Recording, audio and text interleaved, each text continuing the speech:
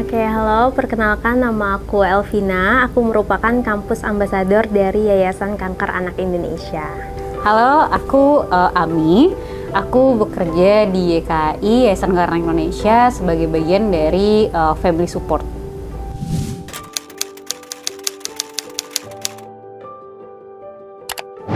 Oke, jadi Yayasan Kanker Anak Indonesia ini merupakan organisasi non-profit yang fokusnya adalah untuk membantu anak-anak dengan penyakit kanker dari keluarga prasejahtera.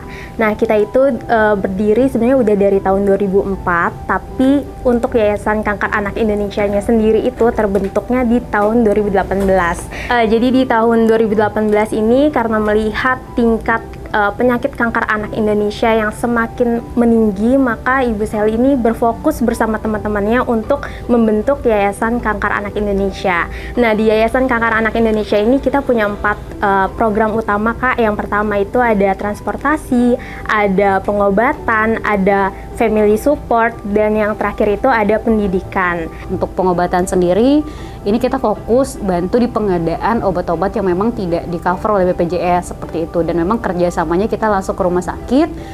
Untuk pengadaan di rumah sakit seperti itu sesuai dengan permintaan dari rumah sakit rekanan kita terkait dengan obat-obatan yang memang dibutuhkan oleh anak-anak yang dibantu di rumah sakit tersebut. Karena memang keluarga-keluarga pasien yang kita bantu itu adalah keluarga dari prasejahtera, apalagi yang mereka dirujuk ya ke Jakarta, artinya mereka memang pengobatan tidak bisa ditangani di daerah, akhirnya harus lanjut dirujuk ke Jakarta. Seperti itu, mereka pasti sangat struggle sama yang namanya transportasi bolak-balik dari entah itu rumah singgah, entah itu dari daerah mereka ke Jakarta sendiri, seperti itu. Itu kita juga bantu di program transportasi untuk anak-anak ini bisa lancar menjalani pengobatannya, seperti itu. Yang ketiga tadi ada pendidikan. Ini kita support anak-anak yang mau melanjutkan pendidikan seperti anak-anak lainnya, namun tidak bisa kembali ke sekolah pada umumnya, seperti itu ya. Entah karena mereka emang secara umur mereka sudah tertinggal karena harus kemo sekian bulan atau bahkan bertahun-tahun, seperti itu. Ataupun juga anak-anak yang memang merasa minder seperti itu untuk balik ke sekolah pada umumnya, bergaul sama teman-teman, tapi masih pengen itu untuk merasakan pendidikan, menuntut ilmu, seperti itu. Kita juga support melalui program homeschooling yang dimana yayasan bantu memberikan beasiswa pendidikan, memberikan support buku untuk kegiatan pembelajaran, dan juga device ketika anak-anak ini harus sekolah secara online, seperti itu ya. Dan kita juga supportnya juga penuh, termasuk dengan paket datanya juga per bulannya, seperti itu. Terus tadi juga yang terakhir kita ada program family support, di mana kita sadar betul bahwasanya memang ketika anak-anak ini terdiagnosa kanker, yang terguncang tidak hanya anaknya, namun kita juga support kepada keluarganya, karena memang bagaimanapun diagnosa ini akan sangat berpengaruh kepada keluarganya gitu. Ibunya yang harus mendampingi, yang harus meninggalkan pekerjaannya, adapun saudara-saudaranya mungkin juga harus ditinggalkan di daerah asalnya, seperti itu. Dan itu pasti tidak mudah lah untuk keluarga gitu. Jadi kita juga melakukan pendampingan dan kegiatan-kegiatan bentuk support lainnya terhadap keluarga dengan pasien kanker anak, seperti itu.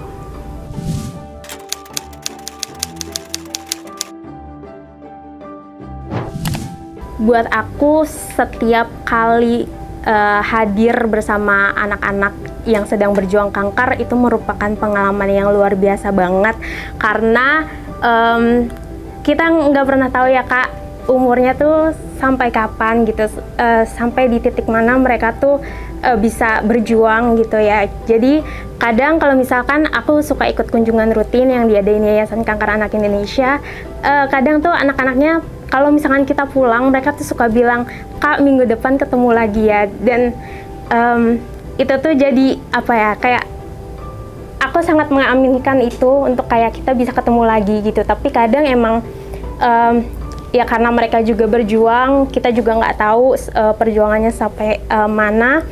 Ya kadang kita nggak bisa ketemu lagi gitu. Apalagi misalkan teman-teman yang memang udah dinyatakan paliatif, yang kita punya cerita juga gitu. Salah satu pejuang kita yang sudah harus gugur gitu. Kemarin aku melihat sekali dia gimana cerianya dia bersama orang tuanya juga yang sangat kuat. Mereka bisa setegar itu, sedangkan aku sendiri yang mendengar ceritanya aja kadang kayak kok bisa setegar itu gitu. Dan kita senang banget kemarin di bulan mungkin sekitar bulan Desember tahun 2023 kita berusaha untuk mewujudkan salah satu impiannya untuk merasakan suasana makan di restoran yang dengan nuansa Bali, dan ternyata itu juga jadi salah satu impian yang terwujud di akhir hidupnya gitu. Dan itu yang salah satu kita perjuangin juga, gimana kita mau memberikan kehidupan mimpi yang terakhir, yang kualitas hidup terbaik di masa-masa hidupnya gitu. Dan ada banyak banget cerita sih Kak, kayak misalkan anak-anaknya tuh suka banget, mereka tuh seseneng itu Kak, padahal kita tuh kunjungan tuh biasanya cuman melukis, kita cuma nyanyi-nyanyi, tapi buat mereka itu tuh sesuatu yang kayak seneng banget, karena dengan kehadiran kita mereka tuh merasa ditemani, mereka merasa nggak sendiri. Dan itu yang aku harapkan akan lebih banyak lagi program-program dari masyarakat atau dari anak-anak muda gitu ya, yang untuk bisa berkontribusi juga dan lebih memperhatikan anak-anak dengan perjuangan kanker gitu. Sejauh ini aku bekerja untuk YKI ya, banyak banget pengalaman-pengalaman yang rasanya membekas banget kayak gitu ya, terutama mendampingi pasien yang akhirnya mereka harus gugur seperti itu ya. Memang senang rasanya ketika dapat kabar anak-anak telah dinyatakan remisi, telah dinyatakan sembuh seperti itu. Namun kayak sering banget aku dapat kabar duka seperti itu, anak ini tidak bisa bertahan. Dan itu tuh bahkan sampai saat itu aku bisa hitung sudah berapa anak yang yang gugur seperti itu. Yang paling berkesan, bukan berkesan sih, yang paling membekas itu ada satu anak yang dia baru masuk protokol kemo di salah satu rumah sakit.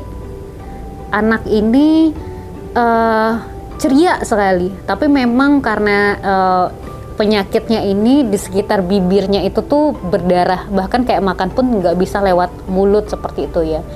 2 kali kita ketemu sama anak ini tuh tidak pernah tidak tersenyum, pasti selalu tertawa. Tapi di pertemuan ketiga, karena kita tiap minggu berkunjung ke rumah sakit, di pertemuan ketiga ternyata dia di pagi itu sebelum kita datang dia berpulang seperti itu. Itu kayak kadang kita banyak bertemu dengan pasien ini yang mereka tuh sudah capek, sudah jenuh sama pengobatannya, tapi anak ini tuh datang berobat di tengah rasa sakitnya, kayak bisa membayangkan bagaimana sakitnya nih, benar-benar kayak mulut tuh berdarah semua, tapi dia masih ketawa kayak gitu. Bahkan sampai sekarang kayak tertawanya dia tuh masih terngiang-ngiang gitu sampai sekarang. Tapi ya ternyata kondisi dia tidak bisa tertolong dan dia harus berpulang. Itu cuman satu dari sekian banyak cerita bagaimana perjuangan mereka yang nggak gampang ini harus berakhir dengan beristirahat dengan tenang seperti itu.